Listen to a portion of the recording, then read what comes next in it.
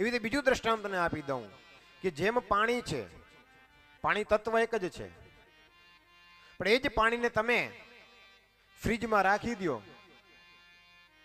Deep ફ્રીજની અંદર, તો શું થઈ જાય? બરફ થઈ જાય. એ બરફને પાછા તમે છાશમાં નાખો તો શું થઈ ગયું? પાણી થઈ ગયું. એ જ પાણીને તમે બરફમાંથી પાછું એને તમે ચૂલા ઉપર મૂકો, એ પાણી ગરમ થાય તો શું થયું? બાફ. હતું શું? પણ નામ અલગ અલગ થઈ ગયા. પાણીનું બરફ થયું, બરફને ગરમ કર્યો, એમાંથી વરાળ થઈ, બાફ થઈ, પણ હતું તો પાણી. નામ અલગ છે પણ તત્વ એક જ છે. ભગવાનના નામ અનેક છે પણ પરમાત્મા એ જી અખિલ બ્રહ્માંડમાં એક તું શ્રી હરિ જુજવે રૂપે અનંત ભાસે એ અખિલ બ્રહ્માંડમાં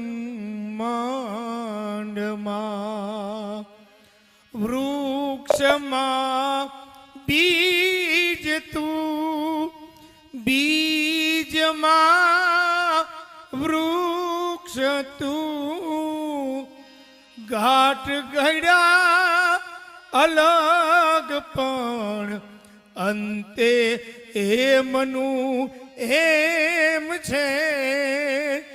એ અખિલ બ્રહ્માંડમાં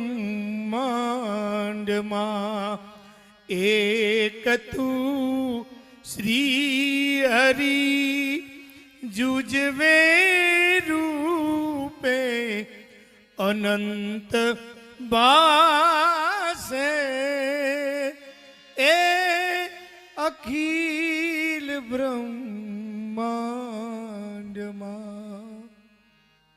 અખિલ બ્રહ્માંડ ની અંદર આખા પરમાત્મા બધે એક જ છે સાહેબ, પણ નામ અલગ અલગ છે. તમને જે દેવતા પર શ્રદ્ધા હોય એ દેવની ભક્તિ કરજો, એનો જપ કરજો સાહેબ.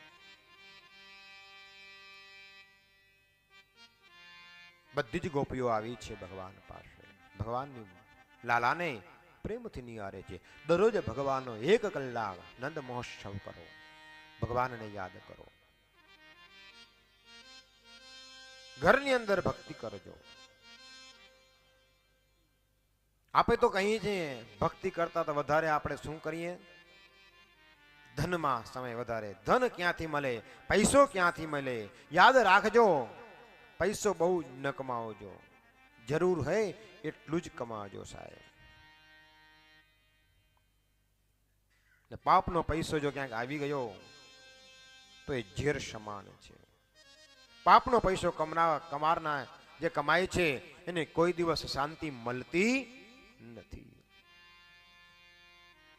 કોઈકનું ધન લૂંટી લેવું, કોઈકનું ધન પરાવી લેવું. આજનો માણસ તો બસ માત્ર ને માત્ર 2 જ વસ્તુ ગોતે છે. કોઈ માણસ આજે ભગવાનને ગોતવા માટે તત્પર નથી. આજનો માણસ પૈસો પૈસો અને પૈસા પાછળ જ પડ્યો છે સાહેબ. યાદ રાખજો, પૈસો એ ક્યાંય કામ નથી આવતો, પણ જ્યાં ભગવાનની ભક્તિ છે ત્યાં જ શાંતિ છે.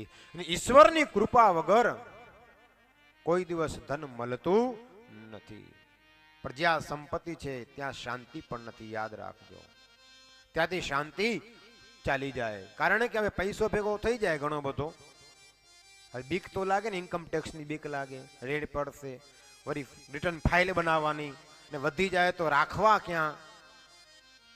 શાંતિ ન હોય. એના મગજ એ જ દોડાવે કે આ પૈસો ક્યાં વાપરું, વળી ક્યાંક ધર્માદા કરે, ને પાછા ધર્મદાને પૂછાય કરે કે ભાઈ તમારે રજીસ્ટ્રેશન કરેલું છે, મને પહોંચ આપજો. કાં તો કે ટેક્સથી બચી જાઉં. ટેક્સ બચાવવા માટે જ્યાં ત્યાં એ લોકો દાન કરે છે, પણ એવું જો દાન નો પૈસો આવી જાય ને એ પણ આપણે નુકસાન કરે છે. હરામનો પૈસો એ જર સમાન છે, પણ હરિની કૃપા વગર, પરમાત્માની કૃપા વગર પૈસો મળતો નથી.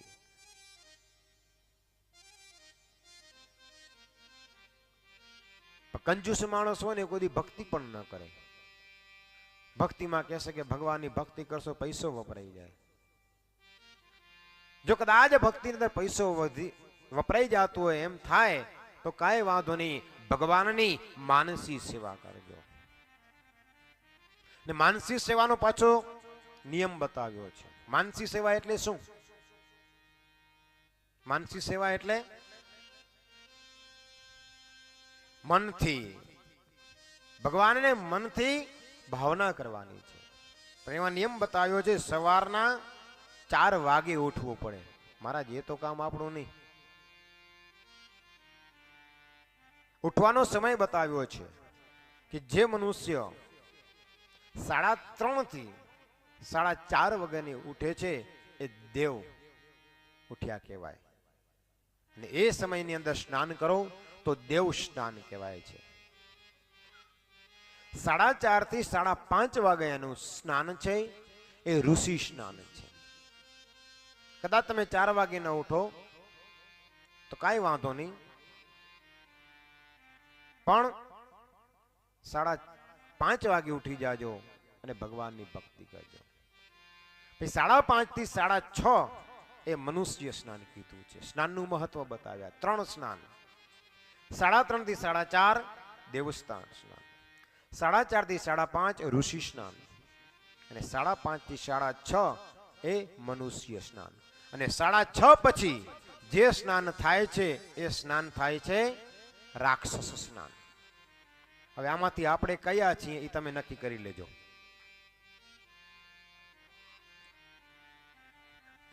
बराबर ने? आपकी डेट ऑफ बर्थ इतनी स्पेशल है कि ये आपकी लव लाइफ,